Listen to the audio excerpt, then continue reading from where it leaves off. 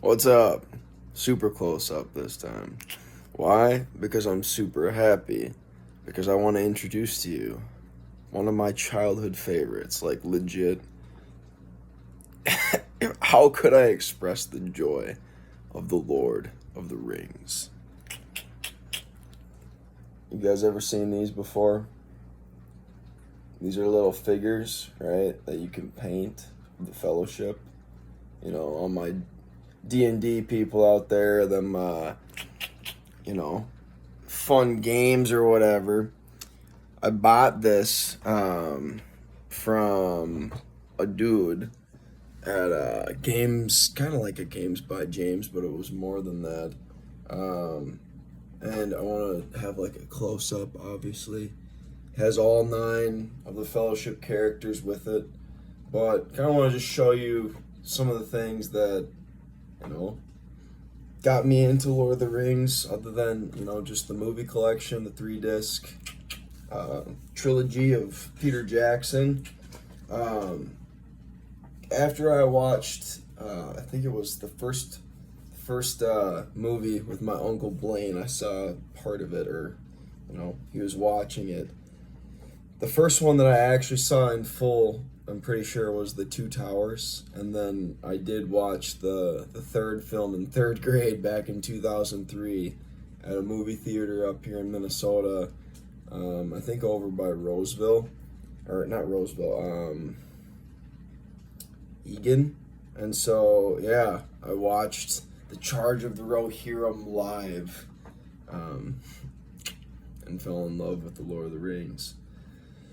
But even before watching The Return of the King, I got into reading this book, The Hobbit, by J.R. Tolkien. And from there, I actually tried to start with this book here first. I got this from a really good family friend, or one of them, because Legolas was on the cover, and I loved Legolas. The kniping sessions, kniping orcs, dude. Orlando Bloom, man. What a character, for real. I tried reading this one first, but it was way, way too heady. Just way too heady. But I actually I got through The Hobbit as a child fairly well. Like, honestly, from like 3rd to 4th and 5th grade, I got through The Hobbit and I could understand what I was reading. But I started reading The Fellowship of the Ring my senior year in high school. I finished it by like the end of the summer. So I think a month before I graduated, I started reading The Fellowship and finished up right before my freshman year at Bethel. And so, yeah, Bethel is when I started reading the Two Towers. So I was studying the Bible at Bethel and also Tolkien's literature. So I started reading this book beginning of my freshman year at college, played football at Bethel. I actually ended up finishing this book, I think, by second semester. So on top, this wasn't even part of my schooling. And this, honestly, probably some colleges do teach Tolkien's works. I know some colleges teach C.S. Lewis's. But for real, if you want to learn how to become a great writer, read great authors' literature, and Tolkien is one of them, at least of the last century that I know of. And it's the reason that I wrote The Story of Blind Beauty. This is what my quote is when I see people reading. Readers become future authors. It's just the truth. If you read and you read a lot and you love reading, you are likely going to become a future author if you just keep at it and you love books enough and you have a story to tell. So don't give up. So I finished this up by second semester of my freshman year of college, and then I took maybe, when you get into a good book, it's like you don't want to stop reading. I mean, look at how thick this is. Tolkien, what a man. You know what I mean? This dude had a very interesting and intriguing brain. And I'll talk about this one a little bit later, but dude, look at this. That's a lot of pages. It's a lot of it's a lot of head knowledge, man, and not just knowledge, but a lot of love. Cause like, dude, you can tell when a work is written with a lot of heart. This stuff has a whole lot of love in it, man. And that's why the films were so good. So yeah, after I transferred from Bethel to Northwestern, that summer I started reading The Return of the King, and I actually think I finished it because I loved it so much. I'm pretty sure I think I was a little bit slower at reading this because obviously when I went to Northwestern I was studying the Bible and homework and school and a lot of other stuff just kind of takes up a lot of time. So I think I started reading The Return of the King that summer, which I was baptized after my summer at my freshman year at Bethel, I think. I came back to Hastings and was baptized by Austin Walker and Keanu, my brothers in Christ. And yeah, I started reading The Return of the King, still studying the Bible at the same time, and then I think I finished the last chapter, The Grey Havens, around the spring, I think, of my sophomore year at Northwestern. Well, I'm back, he said. Sam. I love Sam. Like, y'all talk about how great Faramir was. Like, Sam does not get his in the movie he does, but dude, Sam is such a great hero. Like, he's so humble, and like you can see so much of Christ in Tolkien's character of Samwise Gamgee. So, yeah. So I finished that up, I think, my sophomore year, about spring of my sophomore year after I met Caleb. I don't want to say his name, but Caleb knows who he is. Love that guy. And then I found this years later. I didn't actually have a copy of the Silmarillion. I knew about it. But yeah, like, and then I even got it in, like, to the Forgotten Tales, and I've read other, works of Tolkien. I just took a shower and kind of, like, waking up, but yeah, this video is kind of like my introduction to, hopefully, my series on The Lord of the Rings and, like, what you guys find awesome. I'm in kind of a chill mode right now. My roommate, I think, is out and about with his fiance, and, yeah. I'm just kind of thinking, like, I've got my preaching section, and it's like, I want to talk about Tolkien. I want to talk about just the man that made my childhood so special and so great, to be honest with you. It's like a dude who had been through so much and had seen so much and, became a very, great professor, a learned man, had a great life, had a great worldview, in all honesty. I want to do him honor, and I kind of see myself as like a younger version of him. Like, I've not been in a great war, but I've been fighting a lot of battles for the Lord, and I've lived a lot like Aragorn. There's a specific section that I wanted to read to you, and maybe I'll do a separate video of it, but there's a specific section when the hobbits meet Aragorn for the first time. Strider is the chapter in the Fellowship of the Ring. And it's interesting, Tolkien didn't even want these broken up into, like, separate books. He wanted them all as one. But his publisher, who publishes 2,000 pages of literature, basically. And, that's like a Bible, dude. He basically wrote the Bible of fantasy, and it's not necessarily fantasy, it's just, his version of England's, like, mythology,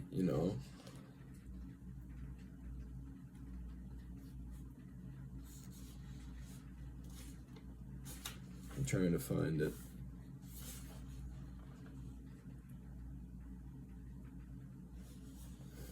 So when they meet Aragorn at the Inn of the Prancing Pony, there's a conversation that they have, and I can just tell you by memory, and maybe I can read it to you later, but the hobbits are talking with Strider, this mysterious ranger figure, and Strider gets to telling them about these simple folk, these simpletons, these people that live in the town and drink their beer and have their fun, and like as the Bible would say, eat, drink, and be merry, for tomorrow we die. And he speaks about what his job is as a ranger, how he hunts things so evil that these people, if they had seen them, like just at the very sight of them, they would be terrified. And it's like he speaks about protecting people when people don't even know they're being protected. Aragorn and Strider, the Strider factor is like that unseen hero, that Batman figure, that silent guardian, the quiet knight. That image is very powerful. I think of a lot of police officers, a lot of people in our society that kind of go unnoticed until things are necessary, until their help is needed. But yeah, I liked that a lot when I was reading it as a high schooler. I was like, man, that hidden hero. Like, Tolkien got that for sure, And then the love story, a lot of the theme of Aragorn is very interesting, and how it, becomes revealed. How you reveal your characters as an author is super important to your readers, your audience. If you kind of just give it to them and they're just like, oh, this is who it is, and he's just so awesome all at once, you kind of miss out on the development and the revelation of who is this man? Who is this guy that Gandalf, trusts, but we don't really know by name? What's his story? Why is he so mysterious?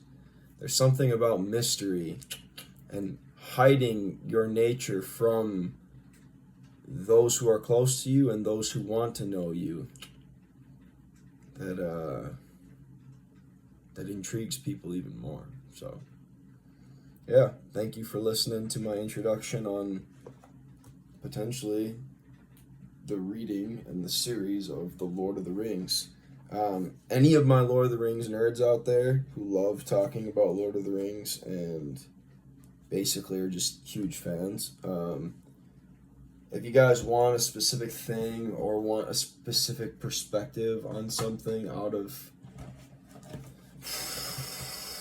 this series, let me know, and maybe I can fulfill your wishes or your desires. But basically, just like I do with my preaching of the Bible, like I share stuff that I'm passionate about and like gave me something like insight as to like, oh wow, this is an interesting perspective.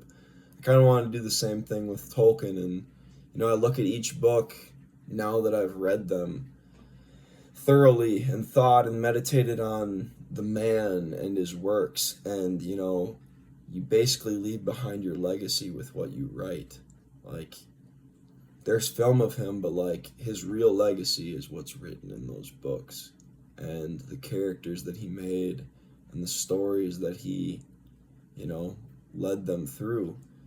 As an author, you are kind of like God to your characters, and it's so interesting to see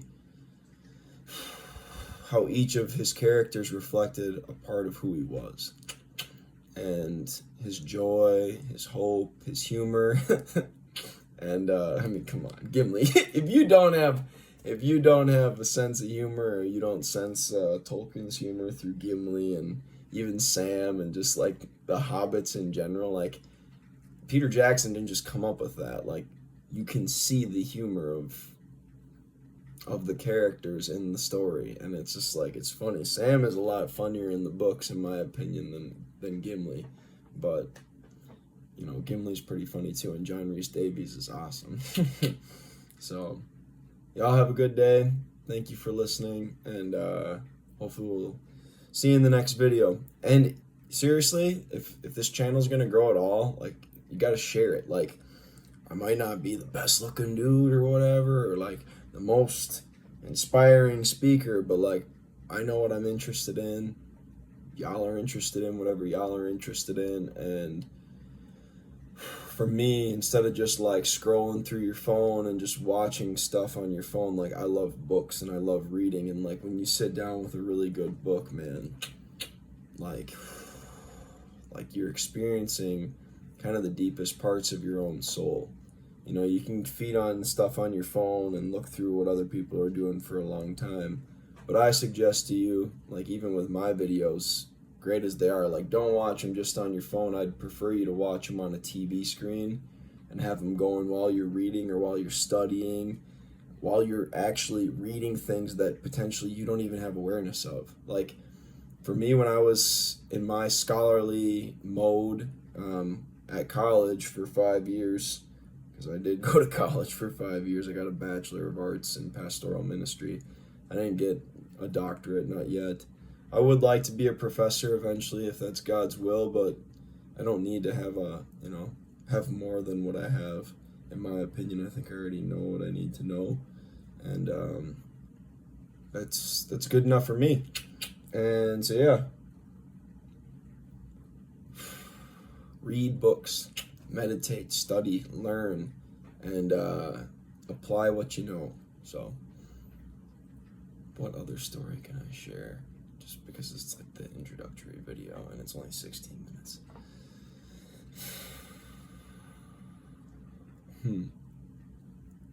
I liked how in the books, Legolas, you know, even though he doesn't have as much, like he doesn't talk as much as you would think, his eyes, like the eyes of the elf, and like, you know, Peter Jackson definitely got that right. You know, the bowman was like your scout. You know, he sees, he protects, he's always watchful.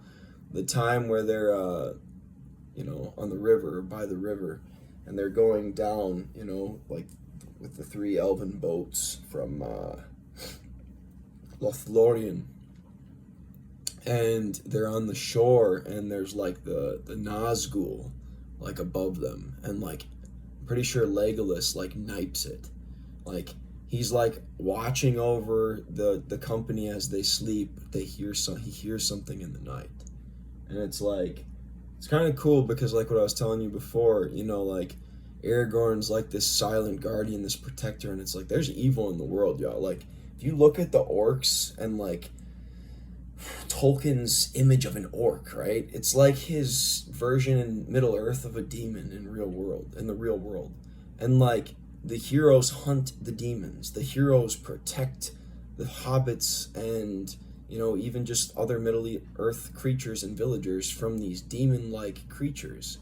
And like even like a Nazgul, right? A dragon of the sky. Like the fact that Legolas is like watching over the waters and protecting the camp, and he hears something, and like it's one thing they didn't add in the movie. Like it would have been a sweet clip if Legolas is knifing a Nazgul over the water, dude.